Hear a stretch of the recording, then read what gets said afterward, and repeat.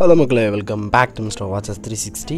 நான் தான் உங்கள் டிகே பேசுகிறேன். ஸோ நீங்கள் எந்த வீடியோ பற்றி பார்க்க போகிறேன்னு கேட்டிங்கன்னா, கண்டிப்பாக எல்லாருமே ட்ராகன் மூவி பார்த்துருப்பீங்க. இந்த மூவி ஒரு ஆடியன்ஸ் வயசில் எந்த அளவுக்கு போய் மக்கள்கிட்ட ரீச் ஆகிருக்குன்றதை பற்றி தான் இன்றைக்கி வீடியோவில் பார்க்க போகிறோம். ஆக்சுவலாக மூவி வந்து உண்மையாலுமே செம்ம ஹோல்சமான ஒரு மூவியாக இருந்துச்சு.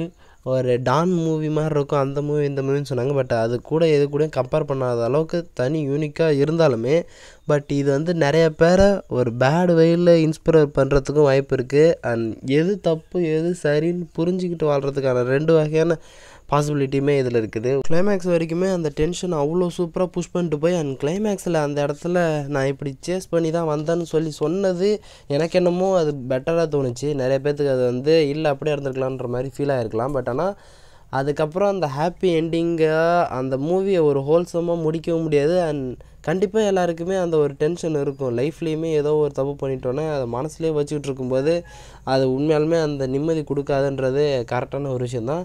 ஸோ அந்த வகையில் எனக்கு அந்த மூவி உண்மையாலுமே பிடிச்சிருந்துச்சு. அண்ட் இதில் மிஸ்கின் பிரின்சிபலாக வந்த மிஸ்கின் அவருடைய பர்ஃபார்மன்ஸும் தனியாக தெரிஞ்சிச்சு. ஏன்னா அந்த கேரக்டர் வந்து சம்திங் ஏதோ ஒரு ஸ்பெஷலான ஒரு கேரக்டர் மாதிரி காமிச்சிருந்தாங்க.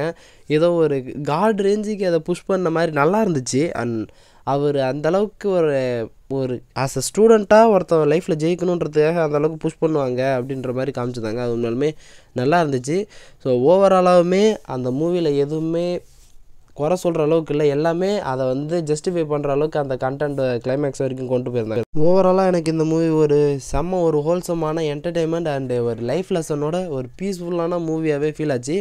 நீங்கள் இந்த மூவியை பார்த்துருந்தீங்கன்னா உங்களுக்கு இந்த மூவி எந்த மாதிரி ஃபீல் ஆச்சுன்றதை மறக்காம கீழே கமெண்ட் பண்ணுங்கள். ஓகே, இதோட இந்த வீடியோ முடிச்சுக்கலாம். நெக்ஸ்ட் ஒரு ஆசமான வீடியோவில் மீட் பண்ணுறேனே, அது வரைக்கும் ஒரு சின்ன பிரேக் வரட்டேன்.